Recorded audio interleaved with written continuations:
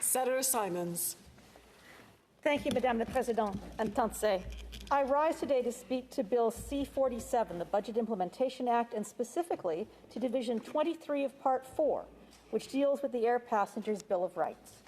And for days now, I've had this famous line from Shakespeare's Richard III stuck in my head. So I'll stick it in your heads now. Now is the winter of our discontent, made glorious summer by this son of York, and all the clouds that lowered upon our house in the deep bosom of the ocean buried. I think it's because this has been a winter of deep, deep discontent for Canadian air travelers. But then it was also an autumn of discontent, followed by a spring of discontent. And alas, I see little evidence that the clouds are breaking or that glorious sunny summer of air travel is upon us. When the worst of the COVID-19 pandemic shut down airports and radically reduced passenger demand, airlines and airports took much of their service offline. Starting Canada's air system back up again after that shutdown has not been easy. There are labor shortages at every pinch point. We don't have enough air traffic controllers. We don't have enough pilots. We don't have enough security screeners. We don't have enough ground crew or flight crew, enough baggage handlers or passenger agents. Now, airport and airline executives keep telling us that things are getting better. But we senators, who travel so much, know intimately that the air travel experience is still nothing like it was before the pandemic struck. Flights are chronically delayed or canceled. That's if you're lucky enough to find a flight, since many smaller centres, and by small I'm also including cities as non-small as Ottawa and Edmonton, have lost many of their direct flights, compelling flyers to change planes in already overwhelmed Toronto and Montreal airports. And when flights are delayed or cancelled, when connections are missed, it often feels as if airlines have simply abandoned frustrated and frightened passengers to their fates. Senators who fly so often are often lucky enough to rack up enough travel points to qualify for a chance to call a special elite customer service line to get help. But most passengers have no such access to assistance. When your flight home for Christmas gets canceled and all you get when you call is a recorded announcement telling you someone will get back to you in 3 days, no wonder overwhelmed passengers often lash out, taking out their fury on cabin crews and gate agents who themselves have neither the answers nor the authority to fix passenger problems. Everybody understands that sometimes unexpected things happen. I think Canadians could deal with such crises relatively calmly if they got timely answers and real support from airlines when things go wrong. Airlines can't control the weather. They can, however, control the number of passenger agents and customer service agents to help stressed and distressed people when things go awry. To blame everything on the weather in a country where we have rather a lot of weather is insufficient. It is a terrible system to navigate for people who don't fly often. Grandmothers going to visit grandchildren, students returning home from campus, families going on vacation, people who need to be on time for a wedding or a funeral. The most heartrending scene I witnessed this winter was a woman who was desperate to get from Edmonton to Cape Breton, where her mother was on her deathbed. The scream of anguish she let out when she realized our flight was extremely delayed and that she would miss her connection to Sydney, that she would not get home in time to see her mother one last time, that scream haunts me still. But it's also a terrible system for frequent flyers who need to travel for work and who can't reliably get to their meetings or conferences. It's not just an inconvenience that we can shrug off. It's a drag on our economy and a blight on our international reputation. I have anecdotes. You have anecdotes. Heck, complaining about our most recent travel stories is one of the things that bonds senators from all corners of this chamber. But you don't need to rely on anecdotes to understand the scale and scope of the problem.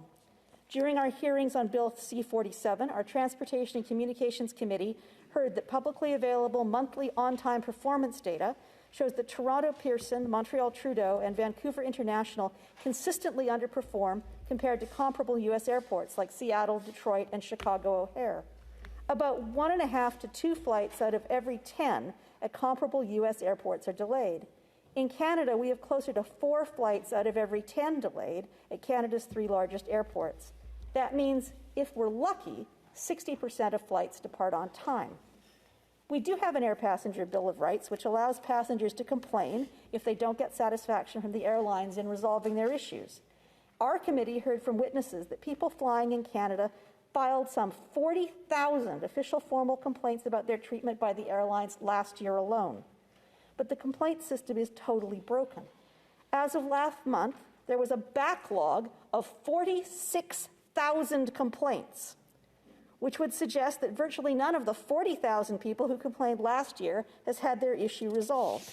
Unsurprising, since on average it takes the Canadian Transportation Agency a full 18 months to resolve a complaint. A backlog of 46,000 complaints?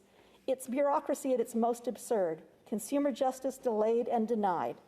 And if we're honest, we have to recognize that those 46,000 complaints are just the tip of the iceberg.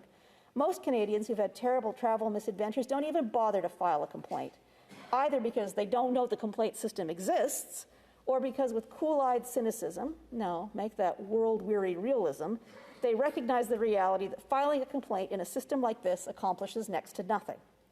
So I was more than a little thrilled to learn that the government was updating the Bill of Rights in an effort to give aggrieved passengers a little more support and recourse. In her testimony before our committee, France Peugeot, Chair and Chief Executive Officer of the Canadian Transportation Agency, attempted to explain how this proposed new system would be better than the ineffective and inefficient system we now enjoy. Under the status quo, passenger entitlements depended on how a flight disruption is categorized, whether it's within airline control but required for safety, or outside airline control. This has made it difficult for passengers to understand their rights and makes the regulations difficult to enforce. Bill C-47 would eliminate the three categories of flight disruptions. Under the new and simplified framework, air carriers would be required to compensate passengers unless there were exceptional situations. What's an exceptional situation? We don't yet know. The Canadian Transportation Agency will define the term later in regulations. What we do know is that as soon as the provisions of C-47 come into force, the burden of proof would be shifted. Right now, passengers must prove that they have a right to compensation. Under the new rules, the onus would flip. Airlines will now have to prove that they don't have to pay compensation. C-47 would also attempt to deal with the overwhelming number of complaints by streamlining the claim resolution process. Under the proposed new rules, each complaint would need to be resolved in 120 days, a far cry from the current 18-month timeline. On top of that, the Canadian Transportation Agency would also be allowed to recover the cost of air passenger complaints from the airlines, which should encourage airlines to address consumer complaints directly with travelers as soon as possible. The bill would also allow passengers to file claims not just for lost luggage, but for luggage that disappears and goes on holiday for days or weeks or months. Companies that don't comply could now be fined up to $250,000, a significant increase from the previous maximum of $25,000. It all sounds great, but there are serious questions about whether the changes will accomplish much at all. During our committee hearings, for example, I asked Madame Peugeot what about these new rules would mean for people who get trapped on airplanes on the tarmac for hours and hours, whether that's because of bad weather or simply because of a shortage of available gates and ground crew or some combination. I myself got stuck on the Montreal runway for almost 7 hours last June, exactly a year ago, and I know lots of you, my Senate colleagues, have had similar experiences. So here was my question to Madame Peugeot. Oftentimes in Canada, a flight is delayed because of weather conditions for which the airline takes no responsibility. But it has been the experience of many Canadians that the airlines provide them with nothing. No food, no water, no arrangement of accommodation if they are forced to overnight someplace. In the worst instances, people have been trapped on planes for 7, 8, 12, even 18 hours, unable to access food, water, or working toilets. Can you tell us what will be the rights of passengers in conditions where they've been denied humanitarian access to food, water, and working toilets for up to 15, 18 hours? Here was her answer. Under the current regulatory framework, when the situation is outside the power of the company, like you said, a weather event, there is no obligation for the airline to provide assistance, whether it be food or accommodation for passengers. The current legislation before Parliament does not address that issue. But we note it, and it's certainly something we can look into, as we would have to, assuming the legislation goes through, review the regulation. That seems a rather large issue to have left out. Nor does the bill seem to have any provisions to let people off a plane to get a breath of air or use a working toilet after they've been stuck waiting for a gate or ground crew for hours and hours. Gabor Lukács is the president of Air Passenger Rights, Canada's independent, not-for-profit organization of volunteers devoted to empowering travelers. Before our committee, Mr. Lukács testified that Bill C-47 perpetuates existing loopholes and will create a new one. In spite of the government promises to the contrary, he told us, quote, "The bill retains the required for safety reasons excuse for airlines to avoid paying passengers compensation." He called this a made-in-Canada loophole, which has unnecessarily and disproportionately complicated adjudication of disputes between passengers and airlines. Since, he noted, all the evidence for the reasons for a flight disruption are in the airline's exclusive control, passengers are at a great disadvantage in enforcing their rights to compensation. And while he and his group are concerned about the complaint backlogs currently, he also argued that this new system of fast-tracking complaints could backfire and strip some passengers of their full right to adjudication.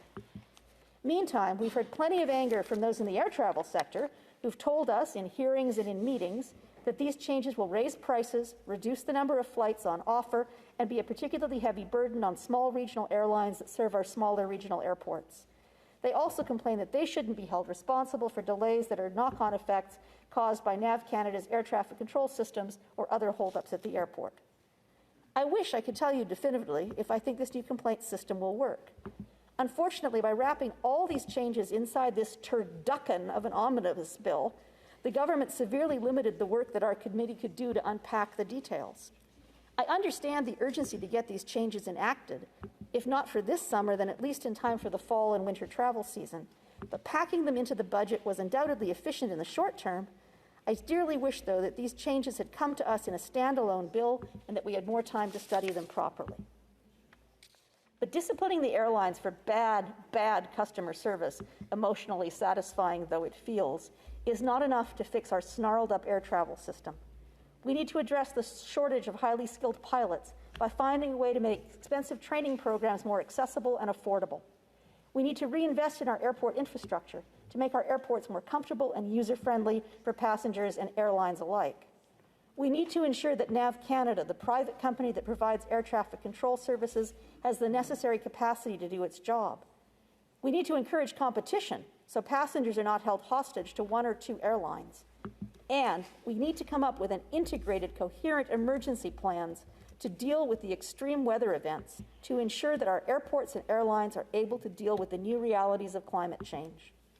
COVID isn't the only thing that's turned our world upside down, and we need to get ready to build an air service system robust and flexible enough to serve our magnificent, complicated, sprawling country with both convenience and compassion. Thank you. Merci. Hi, hi. Well done.